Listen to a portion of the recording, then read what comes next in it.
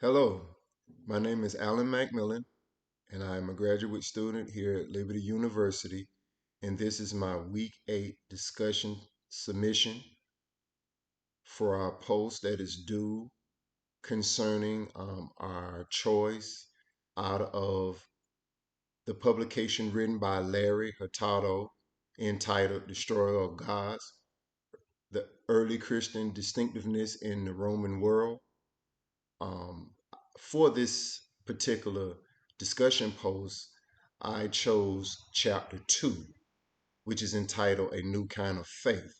And in chapter 2, the author Hurtado pretty much lays out um, the distinctiveness of Christianity, early Christianity, for those Jewish and non Jewish believers of Christ, uh, in contrast to the greater, broader um, Greco-Roman world, and those even within Judaism who did not accept Jesus as Lord.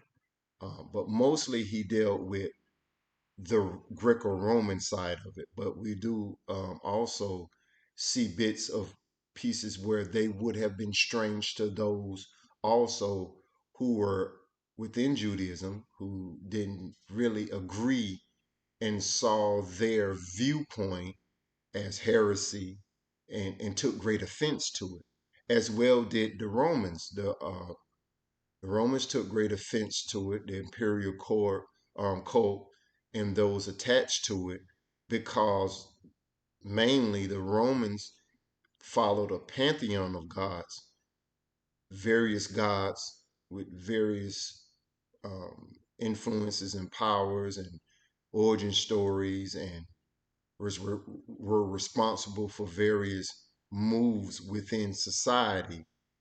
Um, and the early Christian community had a more monotheist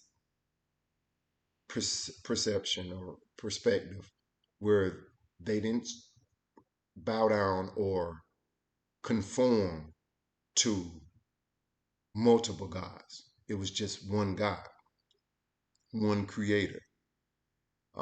In the early Jesus movement, as I stated, Jewish and non-Jewish believers both shared a traditional belief in the observance of one God.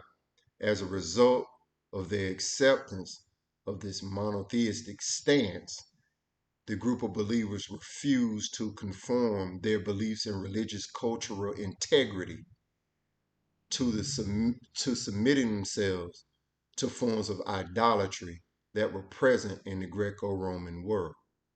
Um, we can see these things come together in this chapter and how that criticism led to scrutiny being placed upon the early Christian community by those who did not share in their beliefs, whether they be of Judaism or whether they be of the Greco-Roman paganistic perspective.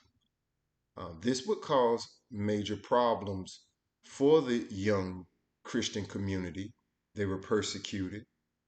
Um, in some fashions, they were ostracized. Um, it caused them to draw in closer knit groups, a smaller group together as they progressed the message forward, and it began to grow as far as the movement. They met in secret. They met in small groups, um, in households. We can see that played out in the book of Acts, where the believers who were gathered together and shared in one belief and had all in common in how they worship and how they read scripture and discussed scripture and sung psalms and things of such nature that you would say like almost like a prayer meeting, a worship service. Um, this would have looked strange to someone outside of that type of activity, specifically those in the Greco-Roman world. This would have been a strange occurrence. So this chapter really brought into insight of that. Also, just to bring in, just to make a point of how they had to fight not only outside of their beliefs but inside their community. There were various sects of early Christianity as it progressed forward. The Valentina Christians, the Gnostic Christians, and some of them shared in very different beliefs than the early Jewish and non-Jewish believers in Jesus. Some of them did not accept the Old Testament. They thought the God of the Old Testament was inferior, as her daughter pointed out. And that probably also, if I just had to assume, which I don't want to really do that, but from my readings, if I had to assume, that probably led to some type of inner scrutiny within the Jewish community and also the non-Jewish Jesus believers. So you're getting it from both sides. You got outside opposition as well as an inside opposition. So it was a pretty rough growth for them. In this new kind of religion was in emerging in Christianity.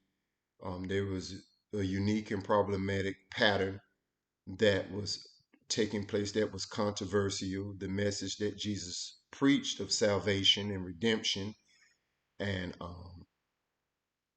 Him sacrificing Himself uh, for our redemption, and it was revolutionary at that time to hear that type of message, being a paganistic society as the Greco-Roman world was, and those who sided with that type of belief.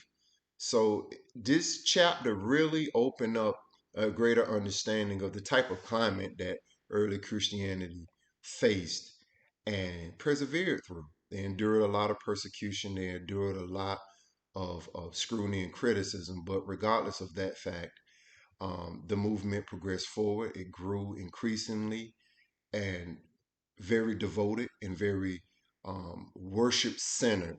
Jesus as being the core in the scriptures pertaining to him were very specific and very distinct than any other literature at that time. And I found this chapter very enjoyable in the various aspects of it. And I learned a great deal from it and the whole book. So this is my submission for week 8. Thank you very much for your time. God bless.